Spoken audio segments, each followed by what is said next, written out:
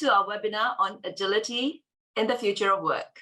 My name is Cindy Gan from ADAPTOVATE, and we're so excited you're able to join us today. I'll start with a brief housekeeping message. You'll notice that everyone's mic are muted and cameras are turned off. This is intentional to keep the focus on our speakers today. Our webinar will be recorded, and please post questions as you proceed in the chat box. If you have any specific questions for the speakers, please indicate in the chat box. However, in the interest of time, we might not be able to take all the questions, but we will try. A quick introduction about us. ADAPTOVATE is a global agile consulting company. We have 8 offices around the world and over 130 agile consultants and coaches. We specialize in scaling agile ways of working and embedding sustainable change. So our clients told us that as the pace of change in business accelerates, they are pushing HR to take a more active role in redefining how and where work gets done. They must take on initiatives such as redesigning the physical work environment, implementing a new organizational structure, and enabling transformational change. Of course, the big disruptions, such as the pandemic, have also made the concept of agility in HR more critical. HR must now have the capacity to strategically engage with other organizational units, identify future people needs, and proactively feed innovative and purpose-driven ideas into the organization. Based on our experience, implementing Agile in HR prioritizes HR initiatives. Managing the work as a portfolio creates a more proactive employee and customer-focused HR operating model, and supports the scaling of Agile across the business. Today, you will hear from our panelists the session on agility in the future of work. We have invited speakers from different industries, countries, culture, and background, and they will share their best practices with us. To moderate this session, I would like to introduce my colleague, Greg Tennant, Principal at ADAPTOVATE. Greg has led, coached, and delivered successful change transformation projects within startups and multinational corporations. This includes financial services, healthcare, communication sectors, energy and technology industry across the US, Mexico, Kazakhstan, India, Singapore, Malaysia, and South Africa. Greg specializes in business design, agile program and portfolio delivery, and establishing agile centers of excellence to support transformation. So with that, I'd like to welcome Greg and our guest speakers to share their thoughts. Over to you, Greg. Fantastic. Thank you, Cindy. Thank you for the warm introduction. Welcome everyone to today's session. I'd like to give a warm welcome to all of you and thank you for joining, and especially our panelists. We have a very exciting group on the call for us today. I'd like to kick us off by introducing each of the panelists to the audience. I'll start off with introducing Aeon Yap, who is the Agile Coach for Strategy and Transformation at Roche Pharmaceutical. Aeon, welcome and thank you for joining us. We'd love to hear a quick introduction from yourself.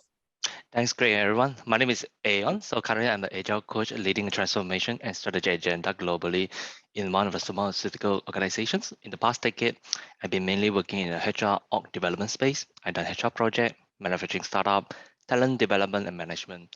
Feel free to hit me up in the LinkedIn for virtual chat. If let's say you want to, happy to connect and learn about you and everyone. Thanks, Greg, and thanks for the invitation. Fantastic. Thank you, Aeon. Welcome. Secondly, let's introduce Aaron, who's the Vice President for Organizational Development at DBS Bank. Aaron, welcome and thank you for joining us. Thank you, Greg, for this warm welcome. And I'm happy to be here as a part of the panel. And more importantly, to tap onto the rich wisdom that's present in this particular panel discussion today. I work for Development Bank of Singapore, leading the organization development vertical for the India region, which is one of the largest growing market for the bank. And bring in experience of having worked in the human resource function, driving talent and the organizational transformations across organizations like GE, Cummins, Schneider, and Honeywell. So that's a bit of an intro and looking forward for this conversation. Great, thanks, Aaron. Third on our list is Isliana Ismail Bonnifay. She is the head of HR for Southeast Asia at Alpha New Concept. Welcome and thank you for joining us, Isliana. All right, great. Thank you so much. Good morning, everyone. I'm Isliana Ismail Bonnifay. Please call me Liana. I have over 20 years working experience, now heading a company that actually work as a BPO and also shared services for a fintech. Newly joined company, was from a government agency before and other MNCs as well. So I hope that my session today will bring best practices and also learning from all of you. Thank you guys, and thank you, Greg. Thank you, Isliana. All right, last but not least, Asep Susilo, who is the Chief PNC and Corporate Affairs Officer at Suntory Garuda Beverage, Indonesia. Welcome, Asep, and thank you for joining us. Thank you, Greg. Good morning, everyone. Good morning, the panelist colleague. Yeah, so it's really a pleasure actually to be with all of you here this morning, and really looking forward to have a fruitful discussion, sharing, and learning. Yeah, from these sessions. Thank you. Fantastic. All right, great. So welcome everyone once again. So what we're going to do is we're going to ask the panelists 3 questions, and we'll allot 15 minutes per question. So if I really interrupt some of the panelists to close up their comments and feedback or their views, please bear with me.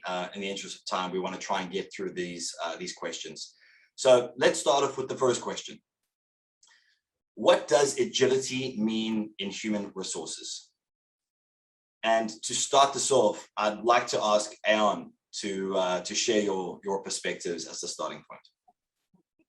Thanks, Greg. I think to first define agility in the HR, we need to start asking ourselves, what is the most important things that matter us the most? Actually, it's the people.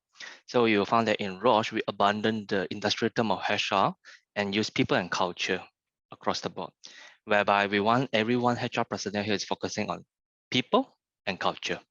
So this is where we set up the agility settings so that we can attract, retain, and also develop our talents worldwide.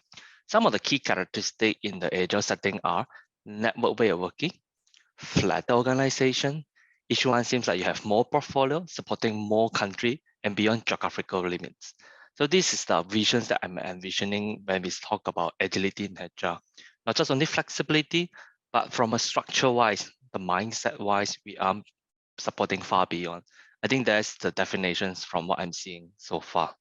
I'm just not sure whether the rest of the panelists.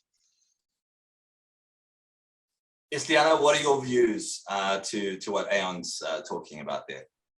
Okay, Aeon says something, 2 things actually very interesting about people and culture. And of course, we know that agility, it's a new term now, and it's not, you cannot, calculate agility. Agility is also an area where it's about we adapt and we evolve, yeah? So, and of course, now after what's happening, people, we need to form that, the resources, which is people, and how we assimilate the best culture that we want into the people, so that indirectly agility with HR and also for the organization can be working together. All right. All right. Any other views? Arun, from a banking perspective, I think we would love to hear how you can complement or even maybe slightly disagree to some degree. Yeah, so interestingly, if we look out on the current days scenario, even the traditional setups like banking, manufacturing are getting disrupted with the new age startups and the technology disruptions, right? And therefore, it becomes all the more critical for the human resource function to lead from the front in terms of being agile and helping the business respond by virtue of adapting its talent and the culture related strategy. A case in point, as simple as that of our traditional performance management systems no more stands as relevant, and it is getting evolved into more of an agile performance management mechanism, more project focused, Similarly, if we look out onto our traditional annual employee engagement surveys, which should be an annual affair, is becoming more agile to pulse the employees' sentiments on the go and respond to those changed expectations from the employees. So in short, I believe it's the time for the function to evolve from a traditional waterfall approach to a more agile approach where it fails fast and learns fast, moves fast. Okay. Asep, from your FMCG perspective, what are your views around that? Thank you, Greg, and thank you also my other colleague. Yeah. So basically, from the manufacturing FMCG perspective, yes, actually, we still have a factory. We still have people to come to the factory. Yeah, even though in the pandemic times, because we need to produce and to deliver our product to the consumers. However, actually, agility also is very important. So from our perspective, that my colleague also already mentions about the people and cultures. This is very important things. And even in the FMCG now, actually, is that how to connect, how to build employee experience, yeah, using and optimizing the technology or digitalizations to strengthening the engagement also is really key to make organization becoming agile. And then we are anticipating for the the future needs to be more competitive. And in Suntory especially, we are calling as growing for good. Yeah, thank you. By the way, may I allow to build Please, on what Arun is saying? it just struck my mind just now when you say learn fast, feel fast. Yeah, actually, as a HR personnel, people always ask us. We do have a set of policy, SOP. We are so hung up to that for the past few decades already. When I tell people we need to be agile in the HR, then people ask me, how about the SOP established? How do we do about it? How do we allow HR to learn fast? Meanwhile, we want to safeguard of the process we have built in the past decades. I just wonder how is three of your views, because I might have some experience in that. I'm not sure in other industry.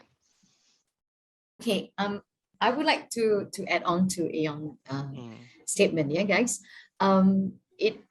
Today in the environment that I'm working with, fintech, yeah.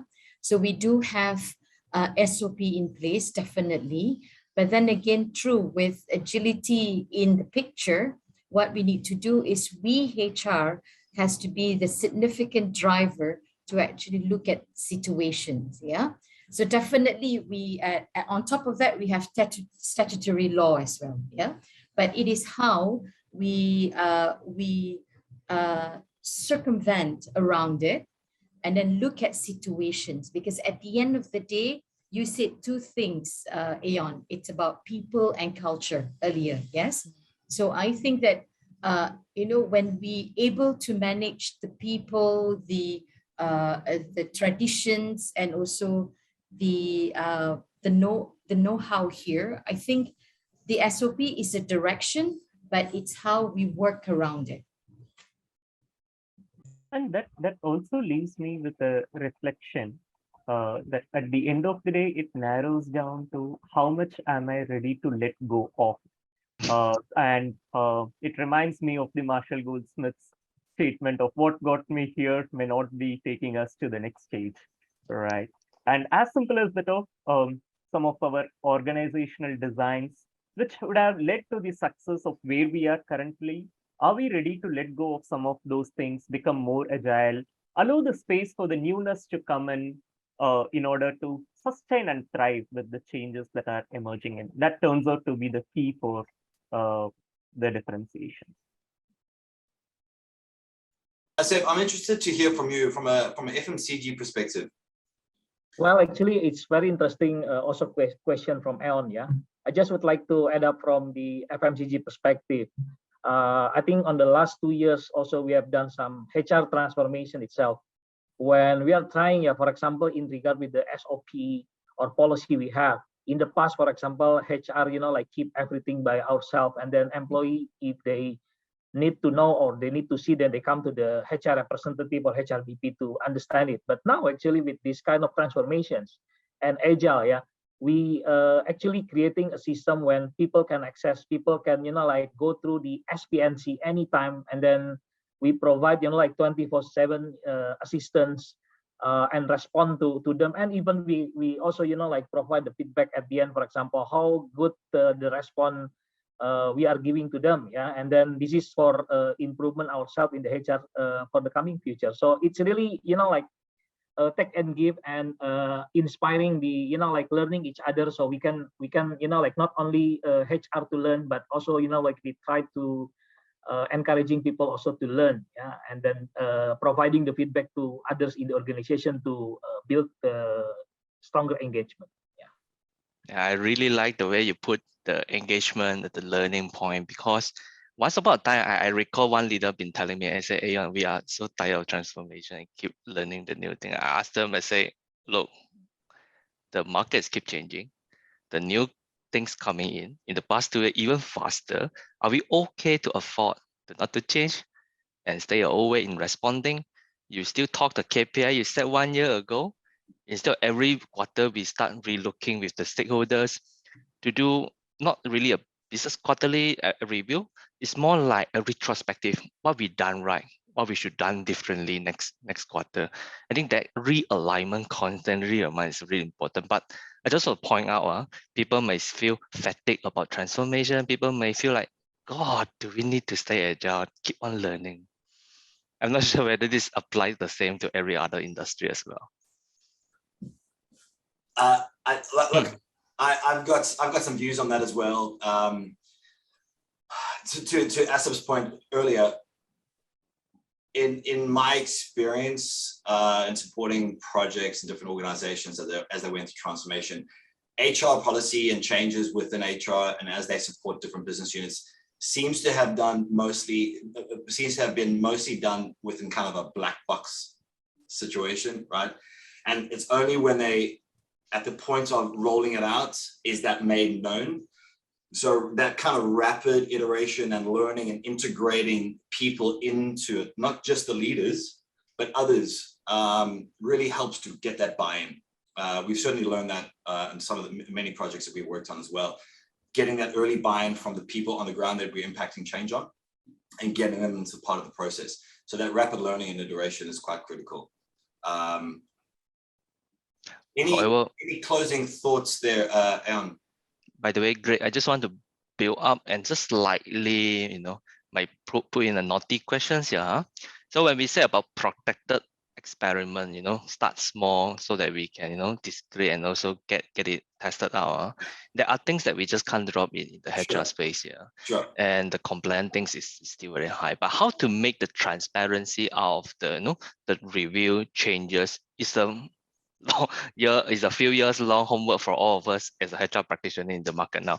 How can we make the process more transparent? People get to be aware. Every quarter when they talk to us, they say, I know why you're doing this. I know what the changes is. I know what is the learning is. I think that is long time things, and especially to build up the protected experiments, like you say. Yeah. I think that's a loaded question, and there's a lot of ways in which you can skin that one. But Isliana and Arun, even from your perspective from the banking, right? Large scale transformation in DBS, that's a big endeavor. So let's start with you, Arun. Like closing thoughts. I know we have only 3 minutes left, or 3.5 minutes left. How do we bring transparency to the people when we're thinking about change top down? How do we bring transparency early on, that when the change does materialize, they feel like they're part of the journey and they're a lot more accepting of that change? Do you have any experience or views on that? Yeah. So interestingly, like the larger organization, the banking setup, be it DBS or for that matter, the larger banking setup is in itself at its very interesting space of getting consolidated inorganically, and like with the new disruptions that are happening through the fintech space and so on and so forth, right? The key over here is many a time we refrain ourselves from communicating to the employees, and for that matter, even engaging them in that process of change. As Aeon has very rightly brought in, and also as you, Greg, talked about, we typically keep the entire of the change management process restricted to the closed doors. And when the rubber hits the road of actually executing the change, we get to face all those challenges. And the other important thing which I also wanted to call out is many a time when we start engaging the employees at the initial stages of the change transformation, it may delay the process at the initial stages.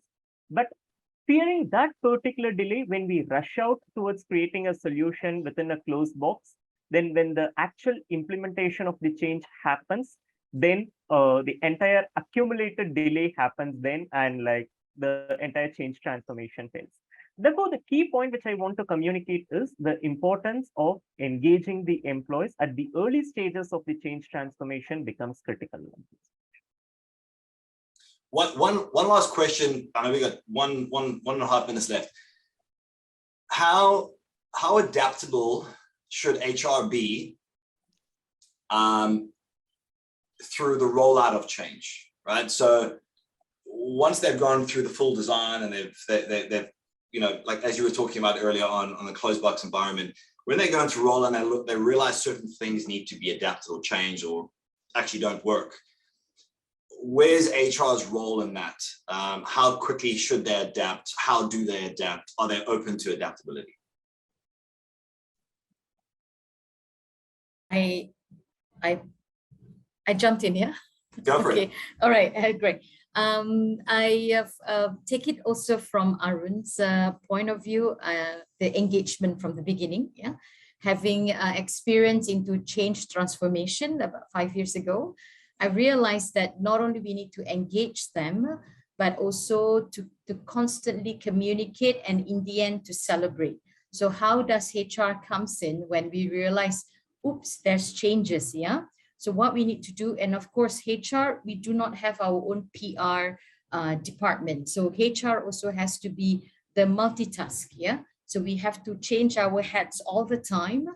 So when it comes to there's a change, we need to communicate the change and always ask ourselves in HR, when we communicate to the others, we need to understand what's in it for them first.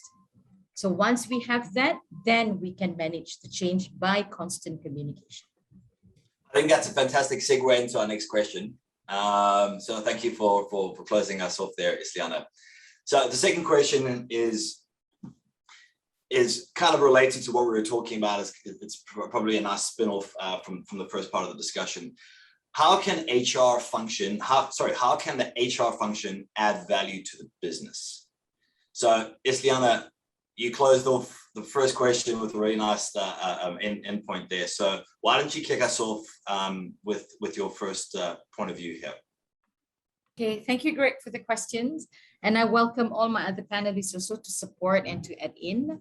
So how HR can add value to our business, yeah? From my perspective and my years of experience is by aiding in recruiting, yeah, first, hiring the best talent, improving employee retention, and definitely engagement and keeping them all together, yeah?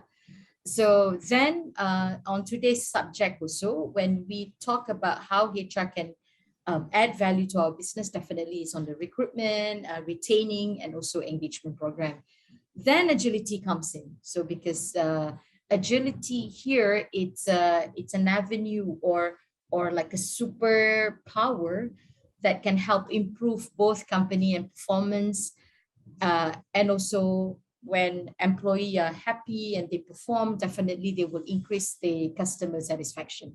Yeah, here by putting together our HR functions and also agility, I have 4 keys that I always take it with me. Is one, it's an empowerment, adaptability, quick response, and also definitely data analysis. I'm not a data person, so I have a manager who's good in data analysis. So what I do is we collect all of them together and make sure that when we want to retain our talent, what are our engagement program? whether it is training, it is communication, or is it getting the team together. So these are some of HR functions that can help any businesses to grow and be successful. But if I may, before we move on to maybe comments from someone else, Isliana, and maybe this is a question to all of you.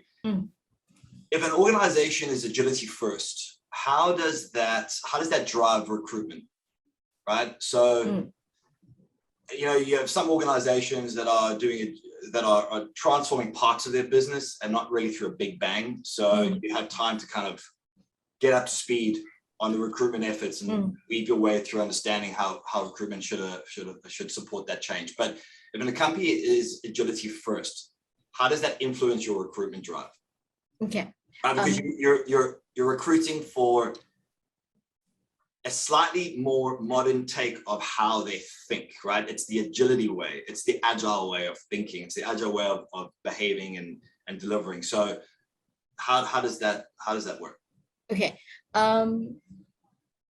In my department, I have a talent acquisition team, and not only I work for the Southeast Asia region, but I also working closely with our global region. Yeah. So agility here, I realized that we have a traditional recruitment process. Yeah. So what we need to do now is, with fintech growing in the country and also in the region, what we need to do is at the recruitment process itself.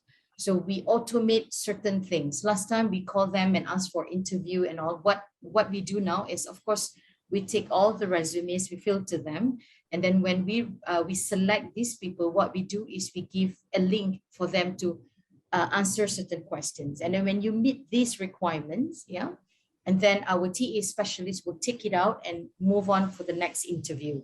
Then during the next interview, what we do is we identify, are you meeting for the second interview, which is the last one, whether you make it or you don't, yeah?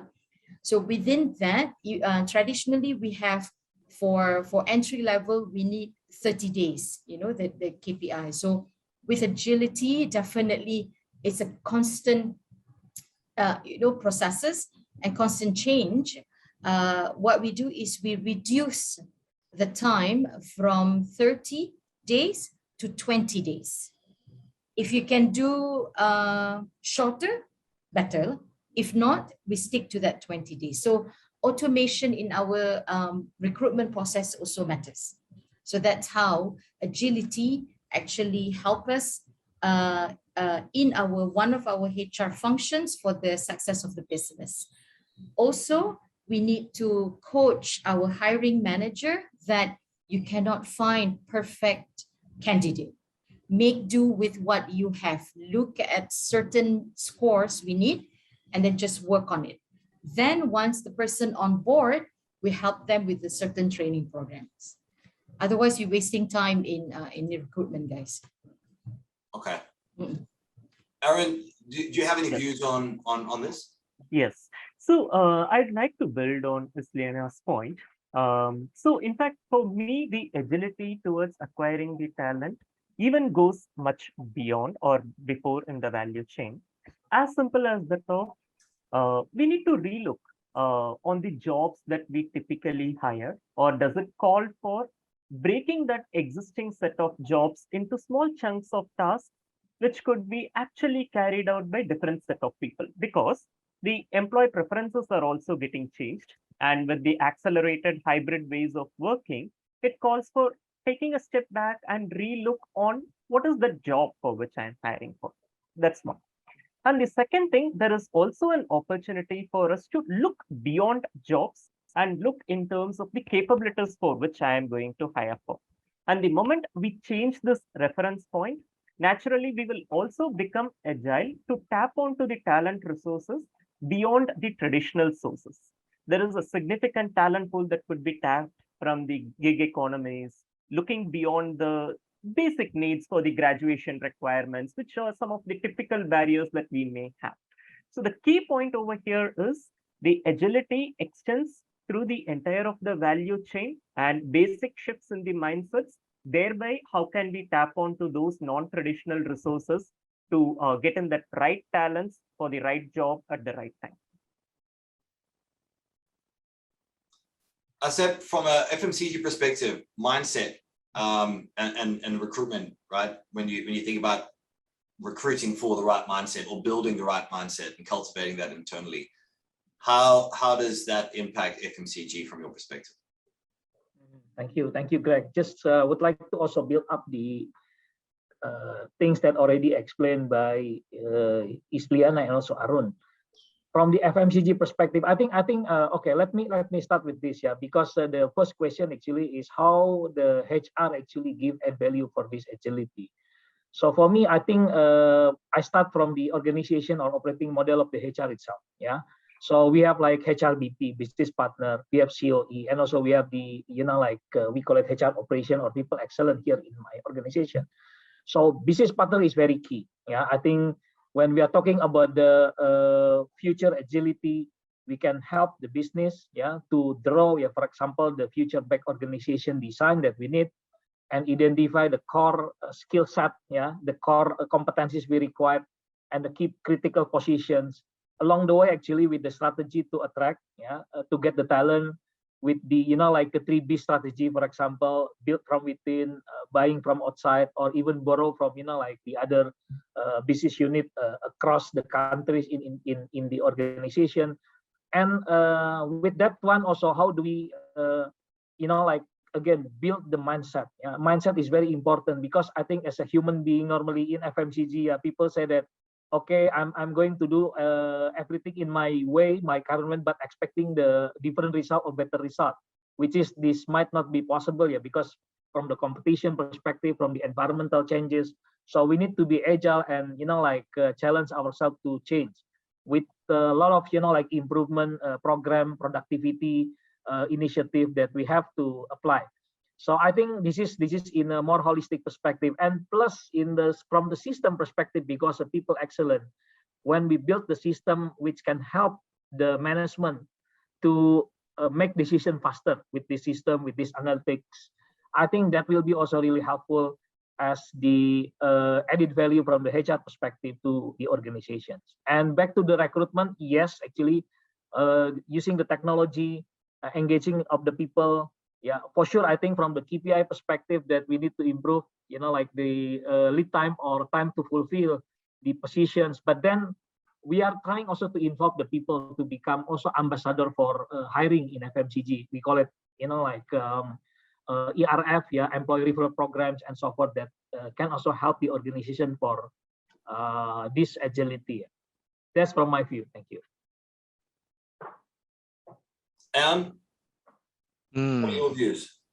Now, hearing already, I just have a one watch out or perspective to share with each one. I think along the way, when we talk about what HR really does, yeah, it's really easy to fall into a trap that we're measuring our output, we're measuring our activity, we're measuring our lead time, but hardly, or even as a good business partnering in the HR space, we should ask ourselves what value I'm driving, what impact I'm giving, what outcome I've been giving to the organization. So I want to type back the question of how HR add value to the business to one of the questions from the Q&A. How can HR sit in the business table? I think very importantly, as a HR BP, you need to have the mindset to drive some sort of design thinking process.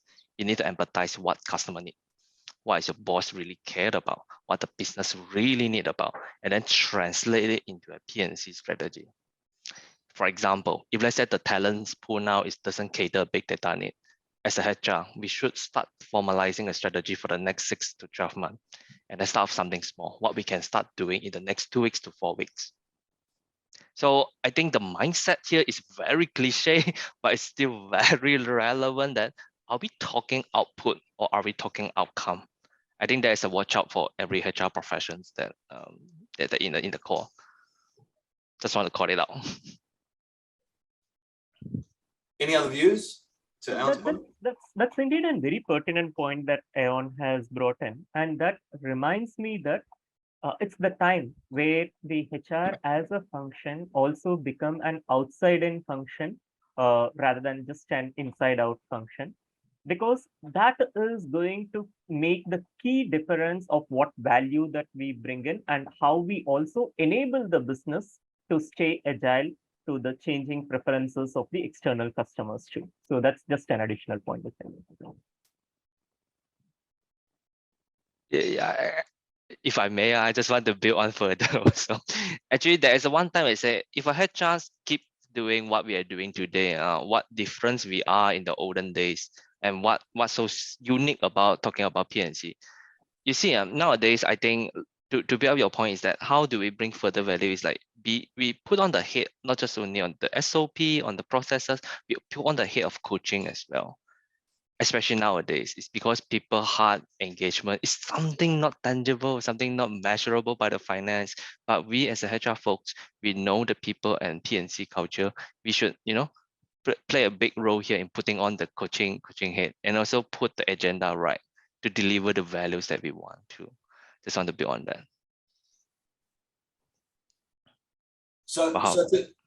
Sorry, I interrupted there. Who was going to say something? No.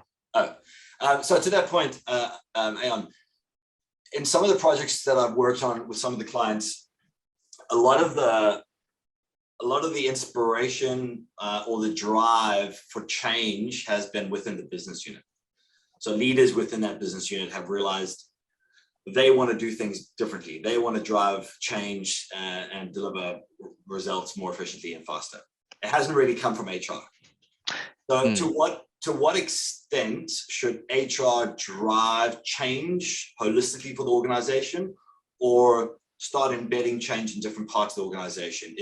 Is it a shared vision for change, or is it more influenced and driven through from HR?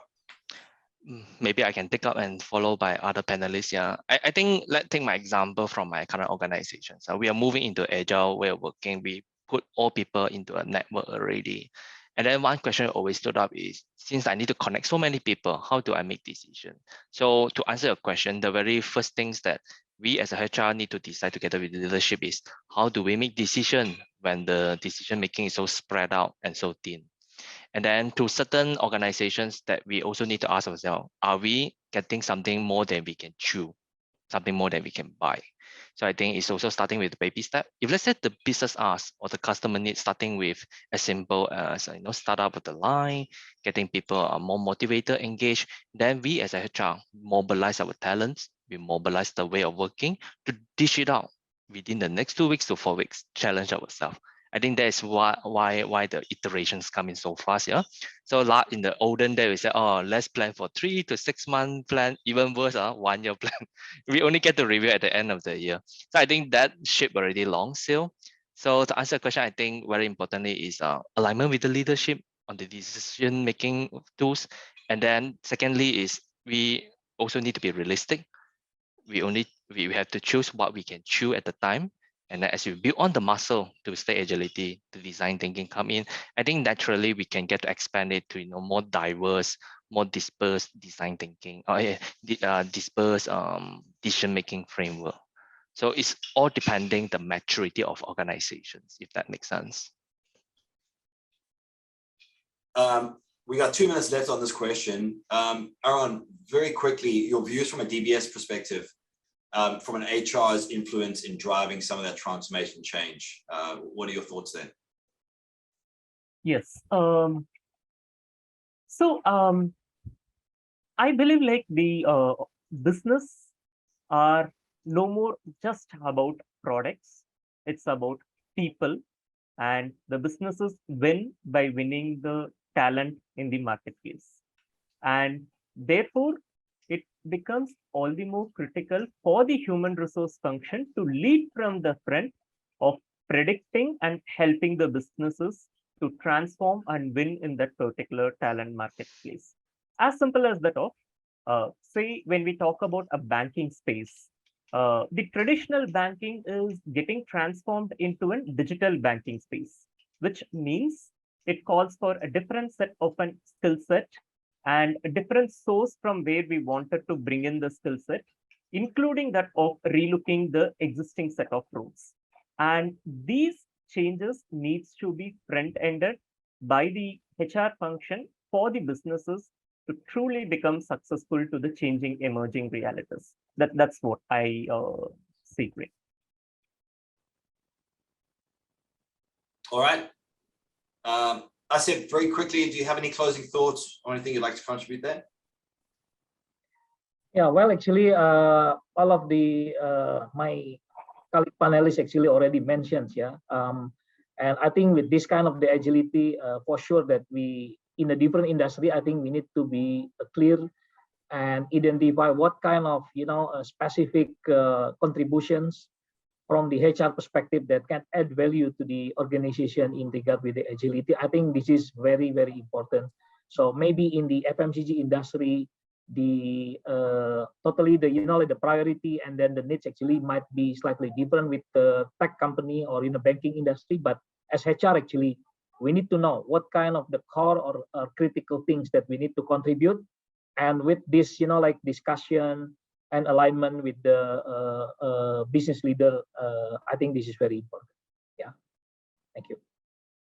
Great, fantastic. So look, I think there's some really good thoughts there, and I think that leads us into quite nicely into the last question. And I'm sure it's a burning question for a lot of the audience on the call, and that is, what is the future of work, right? And I know one of the audience members asked a question on, they heard the term future agility. And so if we think about future agility and the future of work, is it one and the same, or is one supporting the other? So, let's get some perspectives from the panelists. If you could share your perspectives on the future of work and the future of agility, right? It would be fantastic to have a deep dive into this topic. So, Asep, from an FMCG perspective, right? Let's hear your views on your perspectives on the future of agility and the future of work. Okay, thank you, Greg. Also, maybe then other panelists can add in, yeah. But I start from the overall perspective itself. So when we are talking about the future trends of working, I also understand from other panelists say that, okay, maybe one, yeah, for example, yeah, one, actually we are talking about, we experience the hybrid or work location free actually is becoming the trend for the futures. Second, yeah, we are talking about how do we always see about the future back organization design, yeah, from time to time, that really customer centricity, yeah, which is we should listen to the customer needs. The second one, actually, we are talking about digitalization. We are talking about analytics, which is in the future trend. The predictive analytics actually is very also important in the ways of new working. And then we are also hearing about moving from just flexibility to become more agility. Also, this is something that coming to become a trend in the future. And also we listen about how do we create more and more engagement and through the creating employee experience, yeah, by the HR involving the entire people in the organization. And actually competition go along, actually from time to time becoming tougher and tougher. How do we embrace the innovations, yeah, innovative ways to still thinking, and maybe transformation in the future becoming the words that we often listen. Transformation, business transformation, HR transformation, maybe more often we listen. Yeah, this is something that I can see from the future trend. While from the FMCG perspective, yeah, for me, one thing that becoming very important for the FMCG actually is that how do we still focus, yeah, to build the, as a BP especially, to build the strategy on building future back organizations, yeah, to focus more on the customer centricity. This is number one. And second, actually, from the FMCG perspective, is that engagement is very important, because people still come to the factory for producing our goods, yeah. Then engagement, yeah, how do we improve the engagement, creating employee experience, yeah, to still connect, to still reach, to still involve, and giving strengthening the cultures of agile mindset actually is really important. Yeah, I think that's for me. If then my colleagues would like to add more. Thank you. Thank you, Asep. Aeon, is that the future of work, or is that the future of agility? Yeah, I like the question. Is it work or is it agility? I think let's circle back to why we have agility to begin with. I think the core of agility is about asking ourselves, are we insanely customer centric when we're talking about the way we're doing? Are we talking about value when we start doing works in the space of HR? So just want to tie back what Asep had said. In different setting like manufacturing, they already have some preset of compliance, some process you just can't run away. But the core principle of what shall we do today to deliver the most value to my customer, I think that still stay whole. So in the future of agility, I think the mindset's still there. Then the next question is, how do we form a team of teams? Like some of the questions are on the chat, yeah. Team of teams to support this kind of dispersed decision making. I think that is the biggest challenge I'm also seeing, because the org design need to allow the flexibility and also autonomy from the ground. And the question is, too many or too often, some of the leaders is too far from the operation making all the decisions, whereas the one closest to the customer get less chances of the feedback. So as a HR business partner in the organization, we should and try our level best to build the feedback mechanisms, yeah, allowing the exchange of the info. In some books I read before, like Holacracy, Teams of Teams, these are the two group books I see. It's about transparency of the backlog, transparency of what you are trying to do, especially in HR. Like Arun said earlier on, we are not in the black box anymore. People need to know how we're doing it.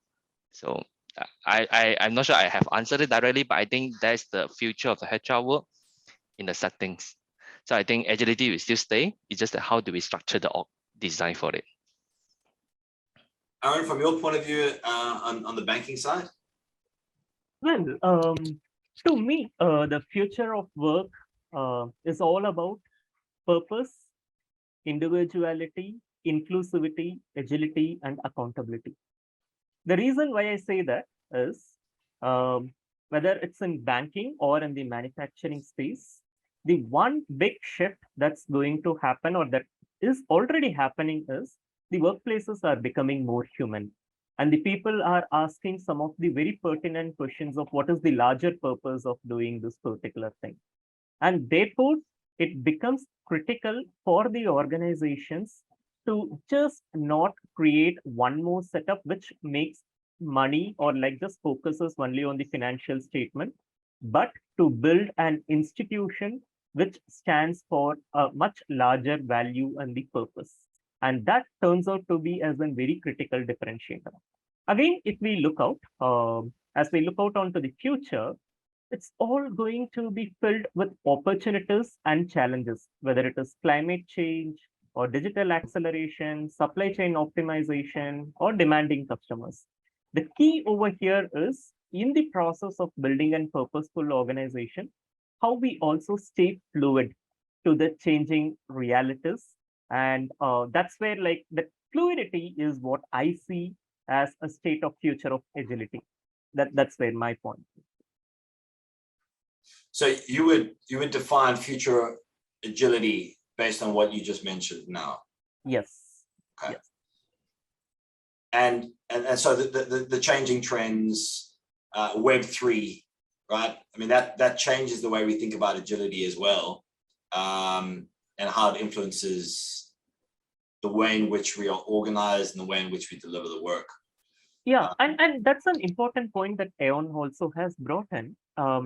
So when we talk about these changes which are emerging, it's critical for us to also look on whom are we bringing on board. It's just not about the traditional skill sets for which we start hiring the people. Rather, are we hiring the people who possesses that right learning agility, who brings in that right mindset to solve the problems, the interpersonal connectedness, the creativity. So those competencies gains all the more significance than that of the traditional skill sets, which are losing its significance in the context of the future emerging realities. Absolutely. That kind of linked back to my previous question in the first, or sorry, the second question that we had, which was, how does recruitment drive, sorry, how do the trends and how do we think about agility drive recruitment? Because we have to start thinking about what we're recruiting for, not just today's needs, but tomorrow's demands. So Isliana, from a fintech point of view, what are your views, right? Because fintech is obviously heavily influenced by emerging trends and demand. So what are your views around the future of work? Because I guess technology space is a lot more adaptable to things like that and how they can adapt to those type of changes. And then maybe what your thoughts are in a word or a term, future of agility. Okay, thank you, Greg, and thank you everyone for giving all your insights on future of work. Yeah, to me, it's only one, which is the non-technological, which is culture. So once we have the right culture, then we can nest the rest that we talk about. It's about agility, transformation, digitalization, all those big technological world, aspects. Yeah, because when I look at, yes, fintech is an ever-changing industry. So I can be making a decision now, and then 2 hours after, I have to make another decision for the same concept. Yeah. So to me, why culture is very important for future of work is because, again, the word I used just now, it nests everything. Yeah, the culture. So when we have the right culture, when we attract people, we give the same culture to the people to do the work that we want. So I'm speaking from a mother point of view as well, because when you have a home institution.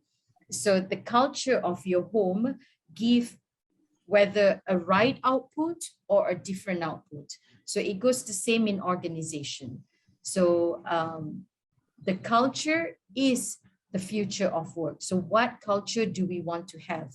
And in fintech, I come from a generation X. In fintech, I have generation Y, Z, and strawberry generation. So I'm not going to stay in that organization for long, guys.